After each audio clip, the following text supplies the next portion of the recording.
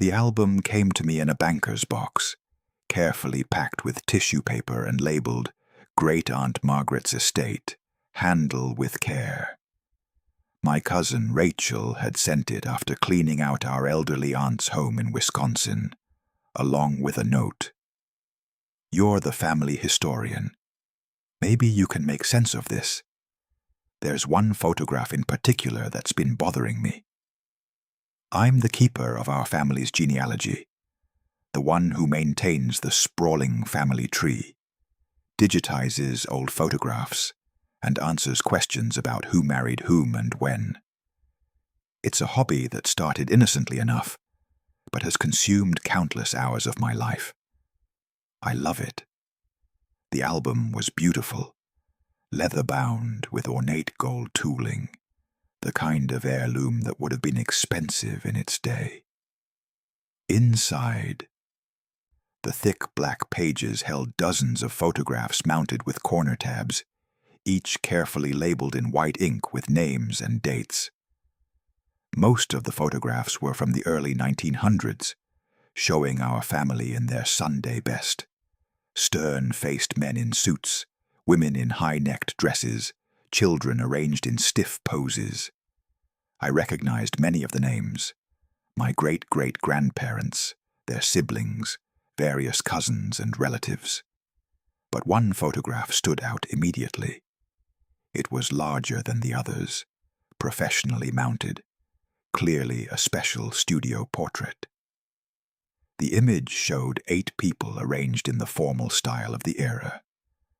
A mother figure seated on an ornate chair on the left, 2 teenage girls standing behind her, a tall young man in the center back, 4 boys of various ages filling out the composition, 2 seated in chairs, 1 small boy seated on the floor in front, and 1 standing to the right.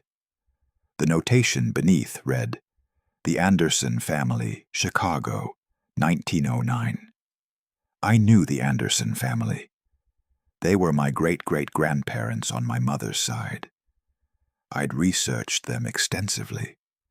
Carl and Elsa Anderson had immigrated from Sweden in 1891 and had settled in Chicago, where Carl worked as a carpenter. They'd had 7 children, all of whom I documented in the family tree with birth and death dates, marriages, and descendants. 7 children. But the photograph showed 8 young people. I counted again, carefully. 8. An adult woman who would be Elsa, and 7 young people who should be her children. But I only knew of 7 Anderson children total, and the ages in the photograph didn't match. I pulled out my genealogy files and compared them to the photograph. According to my records, the Anderson children in 1909 should have been Anna, age 17, Gustav, age 15, Carl Jr., age 13, Margareta, my great-grandmother, age 11, Lars, age 9, Eric, age 6, Sven, age 4, 7 children. I could identify most of them in the photograph. The 2 teenage girls standing in back would be Anna and Margareta. The tall young man in the center back would be Gustav. The boys in chairs would be Carl Jr. and Lars. The small boy on the floor would be Sven. That accounted for 6 children, but there were 2 more figures in the photograph. A boy standing to the right, who appeared to be around 9 or 10 years old, and a younger boy seated in the middle, maybe 6 or 7. One of them had to be Eric. But which one, and who was the other? I examined the photograph more closely with a magnifying glass. The boy seated in the middle, in front of the others, was positioned prominently, as though he were important, central to the family. He wore a dark suit with a white collar and held what appeared to be a checkered cloth or handkerchief. His expression was serious, even somber, and there was something about his eyes that seemed different from the others. A sadness, perhaps, or a distance. The other boy, standing to the right, appeared more typical, alert, present, engaged with the camera. I checked the back of the photograph, hoping for more information. Nothing. Just the studio mark. Lundgren Photography, Chicago, Illinois. I called Rachel. This photograph of the Anderson family from 1909. Do you know anything about it? There's an extra person in it that I can't identify. That's what bothered me, she said immediately. I showed it to Mom before she died, and she got really upset. She wouldn't talk about it. She just said, "Some things should stay buried," and walked away. I never brought it up again. Rachel's mother had been Margaret's sister, both of them granddaughters of the Andersons. If she'd known something about the photograph, she'd taken that knowledge to her grave. I spent the next week researching everything I could find about the Anderson family in 1909. Census records, city directories, church records, newspaper archives. I found plenty of information about Carl and Elsa and their 7 children, but nothing that explained an 8th child. Then I found something in the Chicago Tribune archives that made my hands shake. A death notice, dated September 3rd, 1907. Anderson, Eric Johannes, beloved son of Carl and Elsa Anderson, taken from us September 1st in his 6th year. Funeral services at Ebenezer Lutheran Church, September 4th. The family asks for privacy in their grief. Eric Anderson, age 6, had died in September 1907, 2 years before the family photograph was taken in 1909. But Eric should have been 6 years old in 1909, not 1907. According to my family records, he'd been born in 1903, which meant he would have been 4 years old when he died in 1907, not 6. I checked my sources again. The birth year I had for Eric came from family records, a family Bible that had been passed down and eventually transcribed. But the death notice said he was in his 6th year, which would make his birth year 1901 or 1902, not 1903. I searched for more information about Eric's death. I found his grave in Oakwood Cemetery, a small headstone with the inscription, Eric Johannes Anderson, 1902-1907, gone but not forgotten. So Eric had been born in 1902, not 1903. And he died at age 5 in 1907, 2 years before this family photograph was taken. I looked at the photograph again, at the boy seated prominently in the middle. He appeared to be around 6 or 7 years old. Could he be Eric? But that was impossible. Eric had died in 1907. This photograph was taken in 1909. Unless I'd heard of it before. Victorian and Edwardian families sometimes included deceased children in family photographs, either through post-mortem photography or by incorporating earlier photographs of the dead child into later family portraits. It was a way of keeping the dead child present in the family, a refusal to let death erase them from the family image. But this didn't look like a composite photograph. The lighting was consistent across all the figures. Everyone appeared to be in the same space at the same time. I examined the boy in the middle more closely. His clothing was slightly old-fashioned, even for 1909. The style of his suit looked more like something from 1906 or 1907. And the checkered cloth he held, I'd seen something similar in another photograph from Aunt Margaret's album. A photograph labeled Eric's Confirmation, 1907. In that photograph, taken just months before his death, Eric Anderson held the same checkered cloth. It had been a gift from his grandmother in Sweden, a traditional handkerchief given for confirmation. The boy in the middle of the 1909 family photograph was holding Eric's confirmation handkerchief. I found more photographs from the album and compared them. boy seated in the middle of the 1909 photograph had the same features as Eric in the 1907 confirmation photograph. The same shaped face, the same set to the eyes, the same serious expression. It was Eric, dead for 2 years, but somehow present in the 1909 family photograph. I contacted a photography expert who specialized in Victorian and Edwardian portrait techniques. I sent her high-resolution scans of the photograph and asked if she could detect any evidence of composite work or manipulation. Her response came 2 days later. This is a single exposure, not a composite. All figures were present in the studio when the photograph was taken. However, there is something unusual about the figure in the center, the boy seated on the floor. His image has a different quality from the others.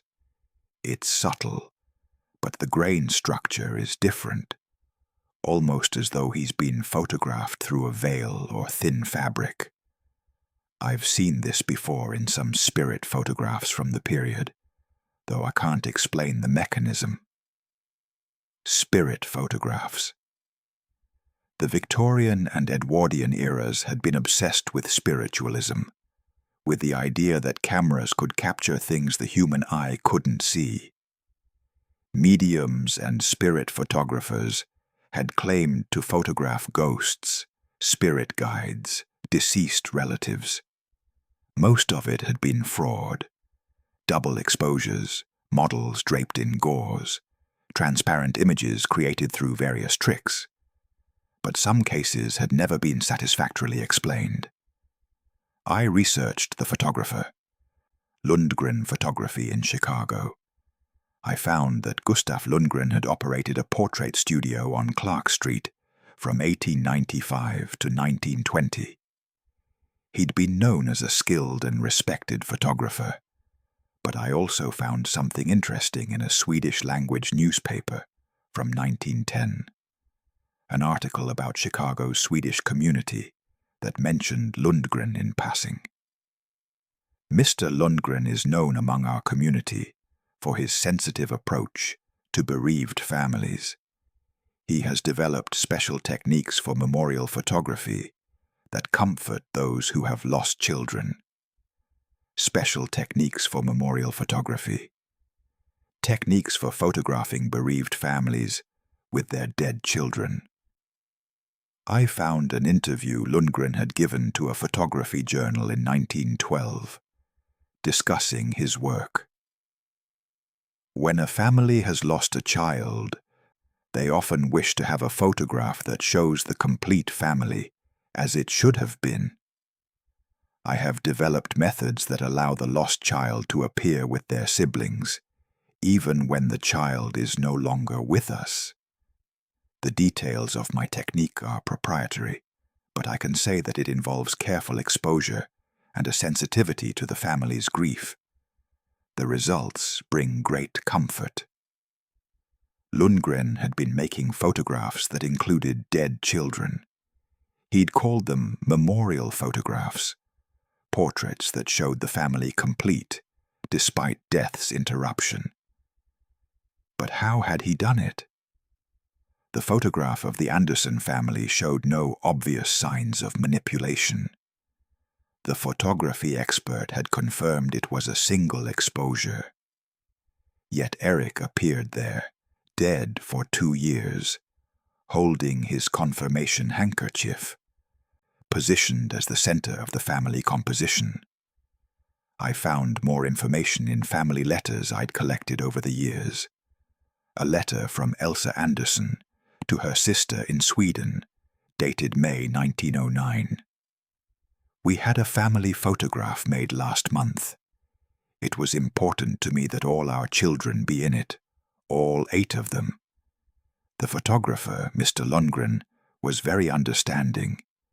He said he could help us, that he had helped other families who had lost children. I don't understand all the details of what he did, but when we received the photograph, there was Eric, sitting with his brothers and sisters, as though he'd never left us. Carl thinks it's wrong, that we shouldn't pretend Eric is still with us. But I look at that photograph every day, and it brings me such comfort to see my boy among his siblings again. All 8 of them. Elsa had had 8 children, the 7 who lived and Eric who had died, and she'd wanted a photograph showing all 8 together. Gustav Lundgren had made that possible. But the 8th child wasn't the mystery boy I'd initially wondered about. The 8th child was Eric, the dead son, somehow brought back into the family photograph 2 years after his death. Which meant the boy standing to the right, the one I'd thought might be the extra person, had to be one of the 7 living children. I compared him to other photographs and realized he was Lars, age 9 in 1909. And the small boy on the floor, who I'd initially thought was Sven, must have been someone else. Or perhaps I'd misidentified positions. No. I counted again, carefully marking each person. Elsa, mother. Anna, teenage girl, back left. Gustav, tall young man, center back. Margareta, teenage girl, back right with bow. Carl Jr., boy in chair, left. Lars, boy standing right. Sven, small boy on floor, front. Eric, boy seated center, the dead child. 8 figures. 7 living children plus 1 dead child who appeared in the photograph anyway. Eric, sitting in the most prominent position, holding his confirmation handkerchief, looking at the camera with those sad, distant eyes. Looking at the camera from beyond death, brought back by his grieving mother and a photographer who had special techniques for memorial photography. I found the obituary for Gustav Lundgren, who died in 1920.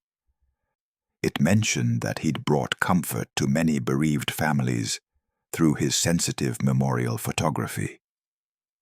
It also mentioned that his photographic equipment and negatives had been destroyed in a fire shortly after his death. As per his wishes, he'd taken his techniques to the grave, destroyed the evidence of how he'd done it, left only the photographs themselves, images of dead children sitting among their living siblings, brought back through some method that he'd never fully explained. I looked at the Anderson family photograph one more time. Eric, dead at age 5 in 1907, appearing in a family photograph taken in 1909. Sitting in the center, holding the handkerchief his grandmother had given him for his confirmation, looking at the camera with eyes that had been closed for 2 years, and around him, his living siblings. Did they know he was there? Could they see him during the photographic session? Or had Lundgren's technique allowed only the camera to see what the family's eyes could not? I thought about Elsa Anderson, who'd wanted all her children in the photograph, who'd said it brought her comfort to see Eric among his siblings again, who'd looked at this photograph every day, seeing her family complete despite death's intrusion. And I thought about my cousin's mother, Rachel's mom, who'd become upset when shown this photograph, who'd said some things should stay buried, who'd refused to talk about it. What had she known? What had been passed down through the family? Whispered stories about Eric's appearance in the photograph, about Gustav Lundgren's strange techniques, about the way the dead could be brought back into family portraits if you knew how and were willing to pay the price. I updated my family tree. Eric Johannes Andersson, 1902-1907. Dead at age 5 of scarlet fever, according to death records I eventually found. Buried in Oakwood Cemetery. Appeared in family photograph in 1909, 2 years after death. through the techniques of memorial photographer Gustaf Lundgren. The photograph remains in the family album, carefully preserved. I've had it professionally digitized and included it in our family history archives, along with the story of how Eric came to appear in it. When I show it to family members, I point out each person by name: Anna, Gustaf, Carl Jr., Margareta, Lars, Eric, Sven. And some people ask, "Eric? But I thought he died young." "He did," I say. "But his mother wanted him in the family photograph anyway, so the photographer made it possible." Some accept that explanation. Others look uncomfortable and change the subject. A few have said they can see something strange about the boy in the middle, something in his eyes, or the quality of his image that seems different from the others. But most people just see a family photograph from 1909. 8 people, a mother and her children, arranged in a studio portrait. All of them together, all of them present, a family complete. Even though one of them had been dead for 2 years when the shutter clicked. The boy in the middle was Eric Anderson. The mystery wasn't who he was. It was how he came to be in the photograph at all. And that secret died with Gustaf Lundgren in 1920, when he deliberately destroyed his equipment and negatives rather than let his techniques be known. But the photographs remain. Eric sitting with his siblings, holding his grandmother's handkerchief, looking at the camera with those sad, distant eyes. Present in the image if not in life. Brought back by grief and technology, and whatever mysterious method Lundgren had perfected in his Chicago studio. The family photograph from 1909 hangs in my office now. 8 people looking at the camera. 7 who were alive. 1 who was dead, but who appeared anyway, brought back by his mother's love and a photographer's unexplained technique. No one can identify the boy in the middle, I tell visitors. Not at first. Not until I explain who he was, and when he died, and how he came to be in the photograph, despite being 2 years in the grave. Then they understand. Or they think they understand. Or they pretend to understand, because the alternative, that the dead can be photographed, that they can sit among the living, that they can look at the camera with their own dead eyes, is too unsettling to accept. But it's there in the photograph. Undeniable. Unexplainable. Eric Anderson, dead in 1907, photographed in 1909. The boy in the middle who shouldn't be there but is. Forever young, forever present, forever held in his mother's memory, and in Gustaf Lundgren's mysterious memorial photograph that brought the dead back for one last portrait with their living family. The photograph doesn't lie. It shows what was there, or what was made to appear there, in 1909. 1 living mother, 7 living children, and 1 dead child, who came back for the photograph, as his mother had wanted, as the photographer had promised.